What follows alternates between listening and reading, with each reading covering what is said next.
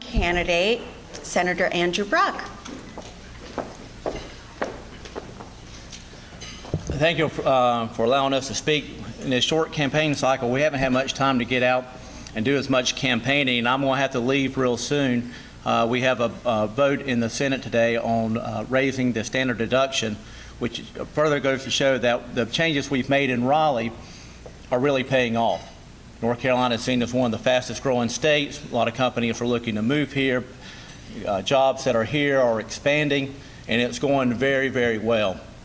And I'm glad I've played a small part in that. And voting is very important.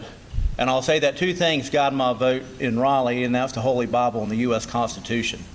And after that, I see how things would affect my grandmother, who passed away this past fall, a widow on a fixed income, living on a farm by herself. And if it wasn't good for Granny, well, it's not good for North Carolina. Or how things would affect my father if he was still living, a small businessman, and who never had a lobbyist or anybody pulling any special favors for him or had big money behind him. He was a small business guy. Or my mom was a school teacher who taught from 1962 to 2002. Over that time, she saw a lot of changes in education and how it got worse and worse. Those are some of the experience and life experience I've had and things that I've done in Raleigh. And I'm not really a show horse. I don't like to get out there and give speeches and everything else and, scared to death being up here today. But over 14 years, you have to kind of get used to it. And for 11 of those years, I never missed a vote. Until my wife called me one evening, we were running late into the session that year. She says, "I'm having a baby, I'm heading to the hospital." So, and when I went up to ask for an excuse to leave, they said, "You never have missed a day in 11 years. I'm like, well, it was kind of a pressing matter back home. Got there just in time for when my second child was born. I'm a father of three, a 6-year-old, a 2 who's almost 3, and my son was born on Groundhog Day this past February. Met my wife at Vacation Bible School when I was 7 and she was 5. And to show you how persistent I am, after 27 years, she finally gave up and said, "I do." I tell people she didn't play hard to get, she just played mean. But she's a physician assistant at Lake Norman over in Iredell County. She's done that for 15 years. And the thing about I hear about Obamacare every day and how it's destroying health care. And I'll just leave this little fact.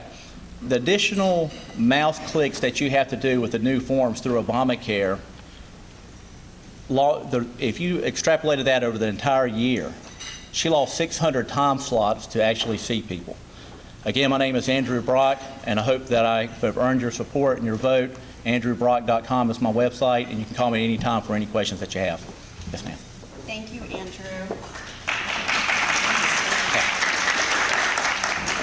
Thank you, Senator Brock. I would like to ask, can everyone hear me okay? I would like to ask one question. The word amnesty is an emotionally charged one. How do you define amnesty as it pertains to illegal immigration? How will this definition inform your legislative negotiations? Thank you. Well, the first part of the amnesty is looking at the term illegal immigration. Illegal is the term illegal. It's not according to the law. When I first got down to Raleigh, the liberal press, they were looking to do this country boy from Davie County in. And I said, I got some people back home in Davie County that hate illegal immigrants. And the liberal report's like, oh, who is that person? And I'm like, legal immigrants. People that went through the process to become a United States citizen.